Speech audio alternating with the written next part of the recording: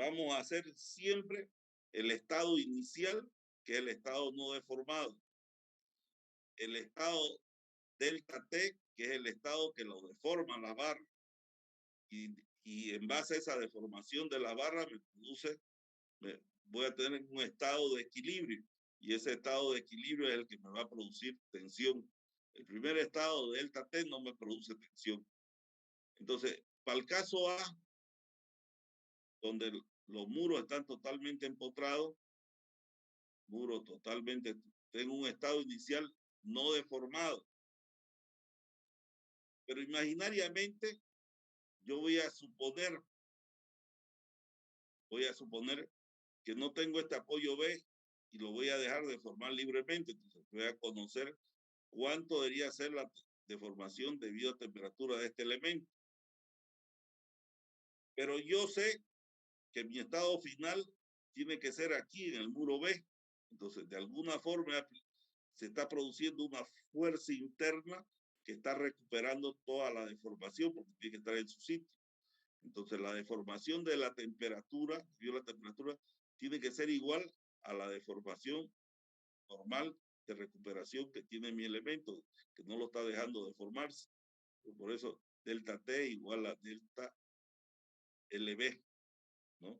Deformación de temperatura es igual a la deformación normal interna que se produce. Y esta es mi ecuación de compatibilidad de formación. Yo he supuesto que este elemento se ha traccionado.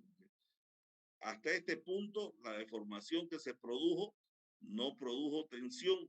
Lo que produce tensión es jalarlo y ponerlo en su sitio. Esa es la que produce tensión en la delta B. Entonces, la delta B es tracción, ¿no? Entonces, por eso dice delta B, alargamiento, tracción. La parte estática es sencilla. NA y NB. Y es tracción, entonces por eso es tracción, ¿no? Sumatoria de normales, que NA es igual a NB. La parte física también ella es sencilla. Es la ecuación de Hooke que tomábamos. Igualando esto, vuelta a reemplazar 3 en 1, vamos a hallar la normal. Primero voy a hallar y después voy a hallar la fuerza interna normal, voy a hallar y después voy a hallar la fuerza, la tensión en B, ¿no? O la tensión en B que va a ser NB por A, ¿no? Y reemplazando tenemos que es 982. Esa es la primera respuesta del caso A. Como ven, seguimos los mismos pasos que hemos venido siguiendo.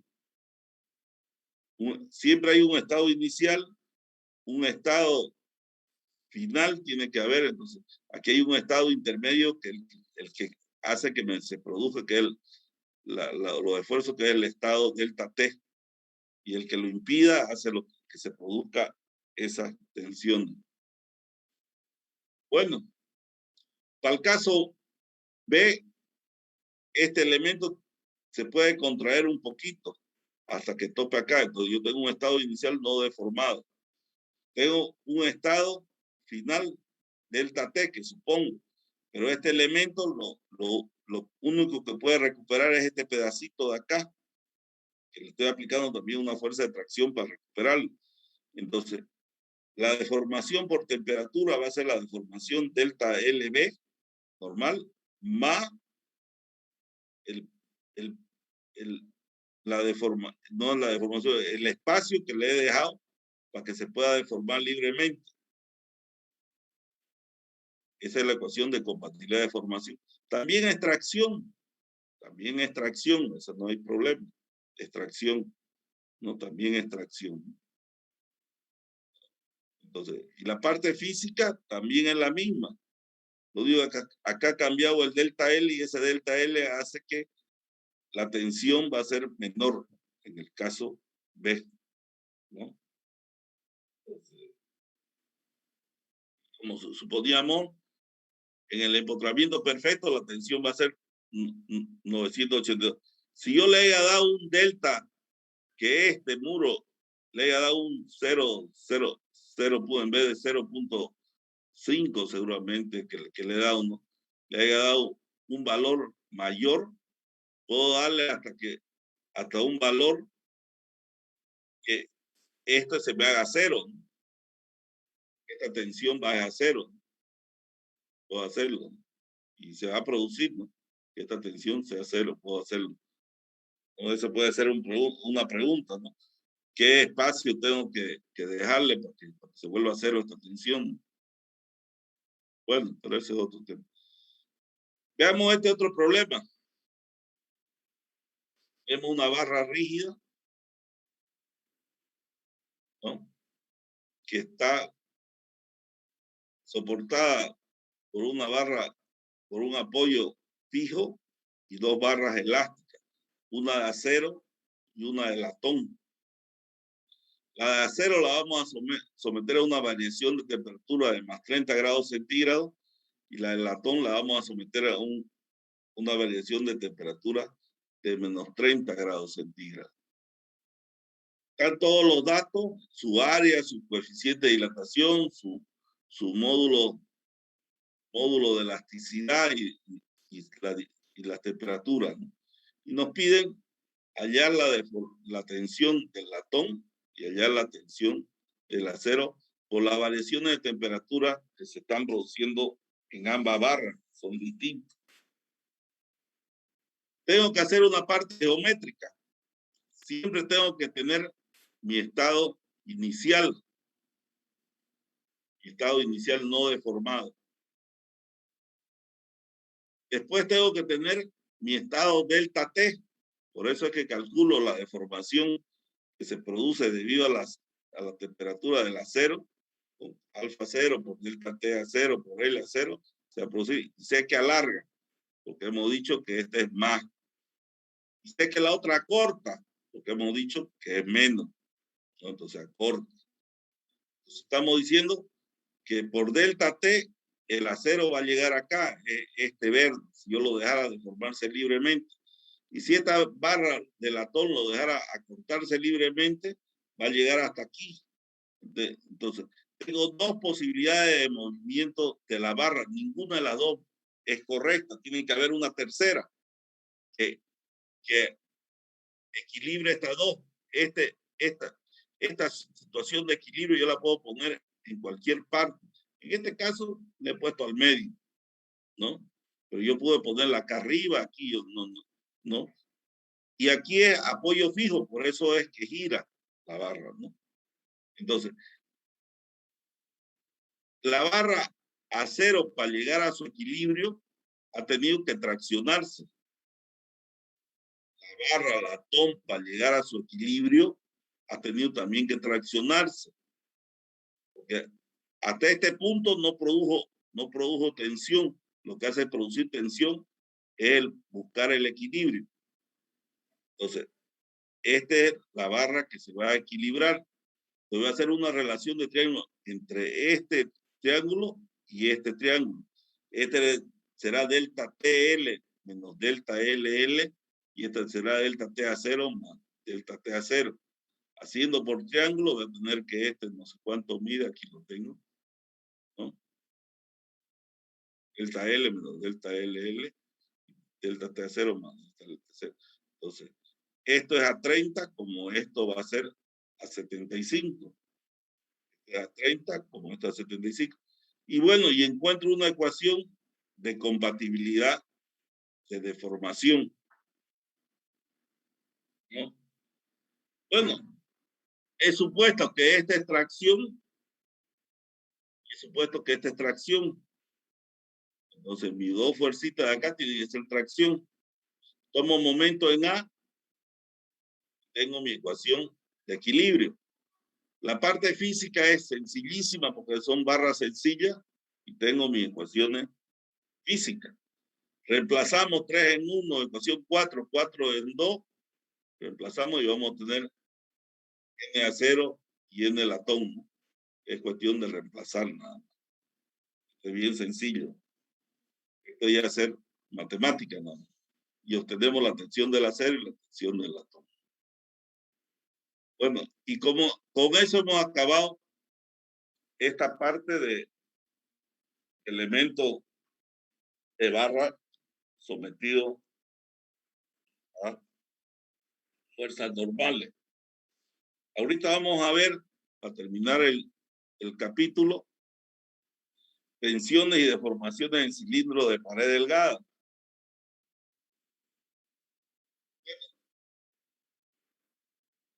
Hay elementos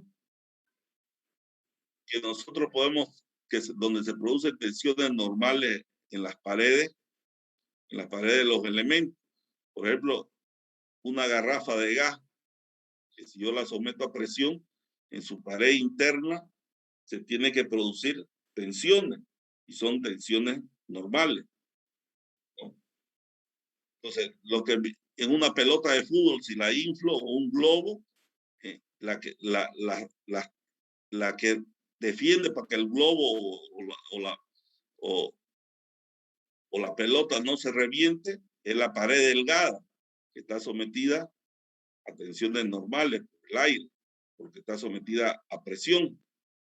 Me dirá la pelota de fútbol también, las patadas, así, esa es otra cosa, ¿no? Pero en primera instancia tiene que resistir el aire que le ingreso, ¿no? Eso es lo primero que tiene que decir. Igual la llanta, ¿no? Por eso lo sometemos a cierta presión, y si lo someten a 100 PSI, seguramente se va a reventar la llanta. Pues la llanta soporta una cierta presión. Cualquier elemento de pared delgada. Entonces, para considerarlo pared delgada un elemento y para poder trabajarlo como lo vamos a trabajar como un estado unidimensional, R es el radio generador. R es el radio generador, este radio, que genera el cilindro, ya por si acaso. Y T es el espesor de la pared, T es el pequeño espesor de la pared, T, espesor de la pared. Pues la relación R sobre 10 siempre tiene que ser menor a T para considerarla cilindro de pared delgada. Porque si es mayor que esto y es un muro grueso, entonces al ser un muro grueso ya tengo que dimensionarlo tridimensionalmente, que eso no lo hacemos nosotros. Finalmente son cilindros de pared delgada. Nosotros vamos a ver dos clases de cilindros. Vamos a ver los cilindros generados por un radio de curvatura, que son este tipo, y los cilindros generados por dos radios de curvatura, que el ejemplo más claro es las pelotas de fútbol americano, ¿no? Que tiene dos radios de curvatura que los generan el cilindro, ¿no? Y lo que queremos conocer de este cilindro, de estos cilindros, son sus tensiones internas que se producen en la pared debido a la presión interna que le vamos a someter. Entonces, si tenemos aquí un cilindro de pared delgada generado por un radio de curvatura, primero vamos a analizar. Aquí tenemos un estado de presión, ¿no? Que está cerrado y lo inflo, en otras palabras, se va a producir esta forma en todas sus paredes, se va a producir una PI, una presión. Esta presión, que es el estado de carga, me va a producir tensiones. ¿Qué clase de tensiones me va a producir? Dos clases de tensiones. Una tensión anular y una tensión longitudinal. ¿Por qué anular y por qué longitudinal? Porque yo si corto este cilindro y lo veo de arriba, voy a tener que en el anillo, este anillo que estoy cortando, voy a tener una pared delgada que va a estar sometida a una presión interna. Y esa presión interna me produce unas tensiones sobre el anillo. Si tenemos un diferencial de A, me produce unas tensiones sobre el anillo. A esas tensiones le llamamos tensiones anulares. En cambio, si yo me olvido un poco de estas tensiones en las paredes y me fijo qué está sucediendo, qué está produciendo las tensiones que dan en las tapas, es como si lo estuviera jalando. Entonces, es como si estuviera jalando. Entonces, si yo agarro cualquier elemento diferencial, se van a producir unas tensiones que se llama tensión longitudinal. ¿Ya? ¿Estamos de acuerdo? Entonces, vamos a poner dos tipos de tensión, tensión anular y tensión longitudinal. Lo que me interesa es encontrar la ecuación que gobierna las tensiones anulares y las tensiones longitudinales. Primero, analicemos la tensión anular. Yo tengo un cilindro cualquiera, tengo mi elemento diferencial y quiero analizar qué pasa con la tensión anular. Entonces, en la pared se va a producir un PI, ¿estamos de acuerdo? Y se va a producir, como dije acá, dos tensiones sobre el anillo. Esas tensiones sobre el anillo tienen que equilibrar al PI. Si hago sumatorios horizontales, se va a anular. La única que van a existir y van a equilibrar al PI son las verticales. Yo no puedo hacer sumatoria de verticales de tensiones, siempre tiene que ser de fuerza, porque las tensiones están en función de un área. Entonces yo tengo, si yo saco este elemento diferencial de acá, saco aparte, voy a tener que es una superficie donde está aplicada una PI, tiene un espesor de cierto tamaño, donde están aplicadas las tensiones.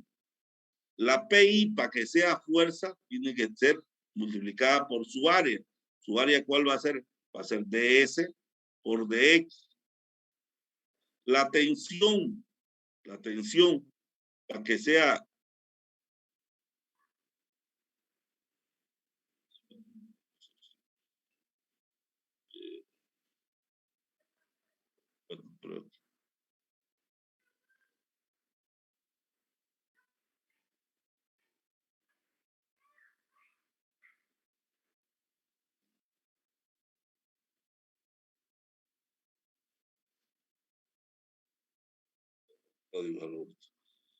ya. Entonces, esta tensión está aplicada en este espesor. ¿Cuál va a ser el espesor? Va a ser Tx por el espesor T. Por eso, para que sea cuando hago sumatoria de verticales, tengo PI por ds por dx por ds por dx.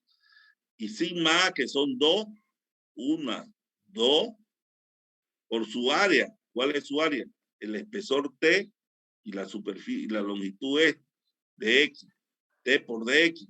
Pero como es vertical la que va a ser por el seno de tita medio. El seno de tita medio tiene que ser igual a 0.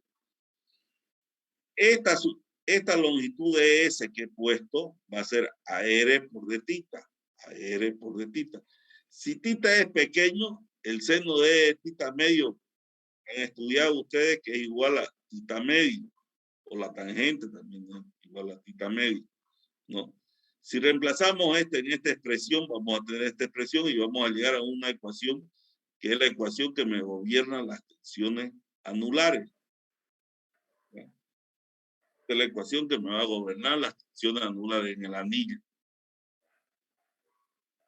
Bueno, pero hay otra forma más sencilla de calcular esa ecuación. Y es siguiendo lo que nos enseñó Richter, que si yo donde corto tienen que aparecer fuerzas internas, ¿no? Yo cortaba una barra y apareció una fuerza. Entonces yo si este elemento diferencial, si este cilindro lo corto, ¿no? Corto, ¿no? Lo corto, ese cilindro lo corto en la mitad, seguramente que van a aparecer, va a suceder esto.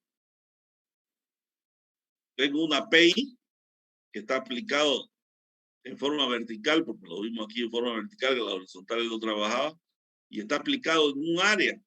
¿En qué área? No puede ser un área curvo, ¿no? Entonces va a ser un área como si fuera recta. Entonces este PI, para que sea fuerza, va a ser 2R por L, para que sea fuerza. Tienen que aparecer un montón de fuercitas donde he cortado, que son las que van a resistir esta PI. Entonces tiene que ser las tensiones por el área, para que sea fuerza. ¿Cuál es la tensión anular? Que por el área que es T por L. Entonces, esta fuerza tiene que ser equilibrada por estas dos tensiones. Si hago sumatoria de verticales, voy a obtener la misma ecuación que obtuve anteriormente. Entonces, más fácil para encontrarla es cortarla, ¿no? No hacer tanto seno y complicarla, pero bueno, esa es una forma de encontrar. Como ya aprendimos que si yo corto puedo encontrar, entonces yo corto este elemento. Si corto este elemento, voy a tener que en la tapa se produce pi por r cuadrado, se va a producir la presión. Y lo que está resistiendo es esta pared delgada, que va a ser sigma L por 2 pi r por el perímetro sobre por T, que es el espesor, que es el área de la pared delgada. Igualando estas dos fuerzas, voy a tener la ecuación que gobierna las tensiones longitudinales en los cilindros de pared delgada. Entonces he conseguido las tensiones que gobiernan la tensión anular y las tensiones que gobiernan las tensiones longitudinales. Pero estas tensiones producen deformaciones. Estas tensiones van a producir deformaciones. Entonces, deformaciones. Entonces, si yo corto nuevamente y lo desdoblo, voy a tener más o menos este esquema, que voy a tener unas tensiones acá y unas tensiones para arriba. Si yo lo haría como un empotramiento acá, sería esta y esta, ¿no? Entonces, las tensiones me van a producir deformaciones y es lógico. Si yo supongo que acá está empotrado, me va a producir la tensión en A, me va a producir esta deformación, que es la deformación del perímetro debido a la tensión anular. Y esta es la deformación de la longitud debido a la tensión longitudinal. Deformación del perímetro debido a la tensión anular, deformación de la longitud debido a la tensión longitudinal, que son las dos que estamos suponiendo que acá está empotrado y aquí lo está jalando esta tensión. Estamos suponiendo que abajo está empotrado y lo está jalando. Pues quiero saber qué valores tienen las deformaciones. Hooke ya nos lo dijo, ¿no? Delta L va a ser a N por L por E por A. Nosotros sabemos sigma N dividido entre A es igual a la tensión. Entonces me queda que delta L es igual a la tensión por L por E. Si es anular, ¿qué tensión va a ser? La anular. Entonces aquí pongo tensión anular. ¿Cuál va a ser la longitud? 2 pi r. 2 pi r sobre E. Y voy a tener la deformación del perímetro debido a la tensión anular. Lo mismo hago para la longitudinal. Lo único que cambio es que esta es tensión longitudinal. Entonces la tensión longitudinal va a ser P por R por sobre 2T. Que es lo que aplico acá. P por sobre 2T. L y espejo y es la deformación de la longitud debido a la tensión longitudinal. Que son las dos deformaciones que me interesa calcular. También podría calcular en base a eso puedo calcular la deformación del radio. Eso ya se lo dejo para ustedes, ¿no? Bueno, esos son los cilindros de un radio de curvatura. Ya hemos obtenido sus tensiones y hemos obtenido sus deformaciones. Ahora me interesa analizar los cilindros de dos radios de curvatura. Y comienza a complicarse, porque antes tenía un solo radio de curvatura, o sea, tenía solo una tensión, digamos, anular, que era la que equilibraba las presiones. Ahorita, en cambio, ya tengo dos. Entonces me va a quedar como esto. Si yo corto cualquier elemento diferencial de A, va a tener unas tensiones que la que conocíamos sigma 2, pero como tiene curva o es cóncavo también hacia la parte horizontal acá o horizontal, se va a producir también tensiones, porque está curva a un lado y curva al otro lado. Entonces, ahorita van a aparecer 4 fuercitas que tienen que equilibrar PI. PI, para que sea fuerza, tiene que ser por su área, por DS2 por DS1. Aquí lo dibujé mejor, porque el área se ve mejor, DS2 y DS1, ¿no? Entonces, lo primero, PI va a ser DS1 por DS2. Y está resistido por sigma 1 acá, pero solo la vertical, ¿no? Entonces, por su área, ¿cuál es su área? TS2 por T. TS2 por T. Para que sea vertical, tiene que ser el seno de tita 1 medio. Igualmente esto, sigma 2, tiene que ser por su área, por DS1 por T, por DS1 por T, por el ángulo, para que sea de tita, seno de tita medio sobre 2. Si sabemos que DS1 es R1 por tita 1 y DS2 es a tita 2 por R2, y si sabemos que es pequeño, el seno de tita I medio igual a de tita I medio, reemplazando, vamos a tener esta expresión hasta componiendo y haciendo matemática, vamos a llegar a esta expresión, que es la ecuación que me gobierna los cilindros de pared delgada con 2 radios de curvatura. Pero esta ecuación tiene un problema, que es una ecuación hiperestática, porque tengo 2 incógnitas, sigma 1 y sigma 2. Antes tenía una sola incógnita, entonces necesito una ecuación geométrica que me ayude para solucionar esto. Entonces, siempre existe una ecuación entre la variación de este arco con este arco, no puede pillarlo, pero se comienza a complicar. Entonces, lo mejor es cortarlo. Y eso es lo que hacemos ahorita, un ejemplo para mostrarles cómo se soluciona este problema de los radios más fácil. Y es este ejemplo, una pelota de fútbol donde los radios son iguales. Entonces, nosotros podemos calcular las tensiones siguiendo esta expresión, como cortándola. Primero vamos a calcular la tensión que se sucede en las paredes de la pelota utilizando la ecuación que hemos calculado. Aquí por simetría los radios son iguales, R1 y R, los dos R son iguales. Y las tensiones son iguales también. Entonces, tensión 1 igual que tensión 2, R1 igual que R2. El espesor es el mismo y la presión es el mismo. Entonces, aplicando la ecuación, me va a dar que la tensión pelota es QI por R sobre 2T. La tensión que se produce en la pared delgada. Pero a esta expresión puedo llegar yo cortándola la pelota. La corto. ¿Cuál es la presión que está actuando? Va a ser QI por el área interna, pi por radio cuadrado, que es el área circular. ¿Y quién está resistiendo? Está resistiendo esta fuercita. Y esta fuercita que se llama tensión por 2 pi r, que es el perímetro por el espesor. Esto tiene que ser igual. Entonces, como verán, me da la misma expresión.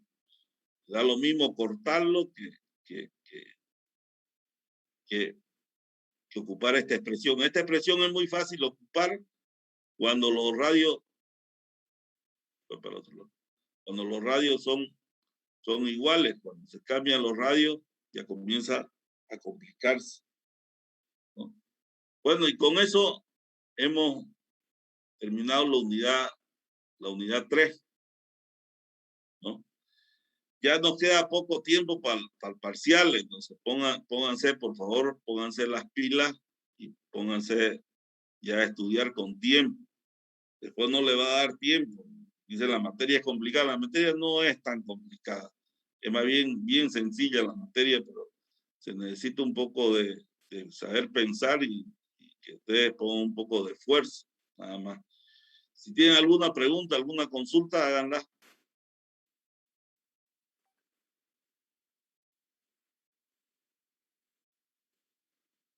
Bueno, si no hay preguntas, no hay consulta.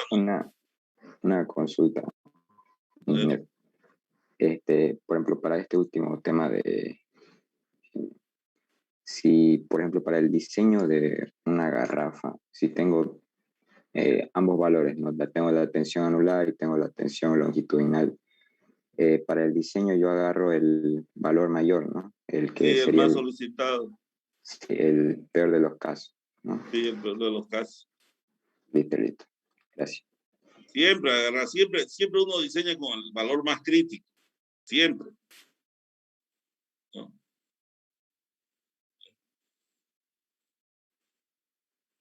¿Otra consulta?